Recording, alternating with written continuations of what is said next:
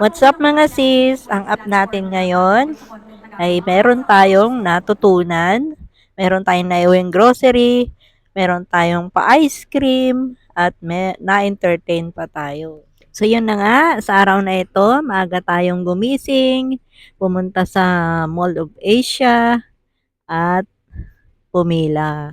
Dahil meron tayong ganap na aatinan. Kung makikita nyo dito, napakahaba ng pila sa labas. Dahil sarado pa nga ang mall, kaya pumila dito para maghintay na magbukas. Sa una, naging magulo yung pila. Una, pinapila, 2 line. Tapos, sumunod naman, ginawang 1 line na lang. Kaya nagsiksika ng mga person para lang maging isang line. Pero kalaunan, naging maayos naman. At nakapasok na nga kami sa loob ng mall. Pero ito, makita nyo, napakahaba talaga ng linya na mga tatao na attend dito sa ganap na ito. Napansin ko lang, pasensya na kayo, wala tayong energy sa pag-voice over dahil meron tayong nararamdaman. Siguro sobrang pagod na rin dahil sunod-sunod ang ating mga ganap. Ito nga at naipon na itong mga ating mga videos. Kung di pa napuno yung storage, ay di na sana tayo mag voice over dahil may nararamdaman nga tayo. So yun, pagpasok namin doon sa music hall ng mall, ay binigyan kami ng grocery bag na may spaghetti, ay mga panghanda ba ng Pasko. Tapos soft drinks, tubig, ganun. Tapos burger. At nung nakaupo na nga kami at hindi pa naman nag-uumpisa yung programa, kaya lumabas muna kami at pumunta kami dito sa mga booth na ito. Ito yung mga sponsor nila at may mga pag-giveaway din sila, pumila ka lang. Tapos yung iba, mag-sign up ka lang sa yung mga app ba na i-download. Tapos yun. Pagkatapos yun, ay bibigyan kanila ng mga freebies katulad ng ice cream, may hotdog na isang balot na pang isang linggo mo ng ulam. Tapos, marami, may pamaypay, may keychain, may planner, vitamins, kape, mga ganun, at marami pang iba. Papalaguin yung tenda? Ano-ano ang iba't ibang negosyo na napasok ng pamilya ninyo? Libre.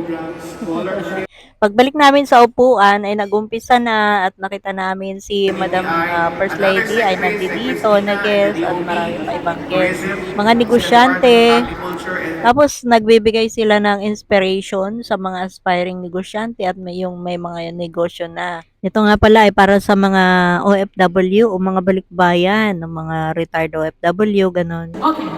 Ganun din sa mga gustong magnegosyo o may negosyo na kahit hindi OFW. So ganon, but then kailangan mo mag-evolve. In terms of ano yung mga apps, yung platforms mismo, meron silang sarili nila. So hindi mo naman talaga kailangan mag-invest in like other apps. Nandun naman yung mga pag-filter, music, yung editing style, no? Lahat yun. Ano yung best na yung pwedeng tanongin? Kasi di ba gusto mo, kung saan ka komportable gusto. Ayan, okay. At yun nga, nakalagay, creating meaningful content. Ang usapan nila, ang panel discussion. At ito ay mga kilalang mga content creator sa social media. Dahil isa rin tayong content creator, kaya marami tayong natutunan ng pakikinig sa discussion nila, sa mga sinasabi nila kung paano i-improve ang pagiging content creator. At meron ding awarding na naganap sa mga nagtayo ng business na naging successful. Katapos, ayun, may artista na dumating at in-entertain ang mga tao.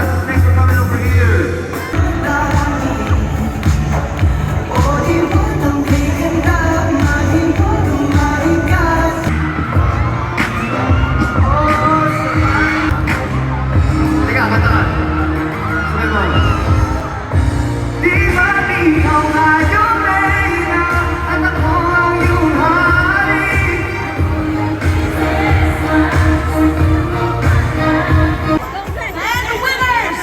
10 po ito. E-gift certificate worth 3,000 pesos. So yan, natapos din after 7 oras at ang last part ay ang raffle draw. Yun lang, di tayo sinwerte na mabunot. Yun lang ating mini vlog for today. Maraming salamat. Bye. God bless.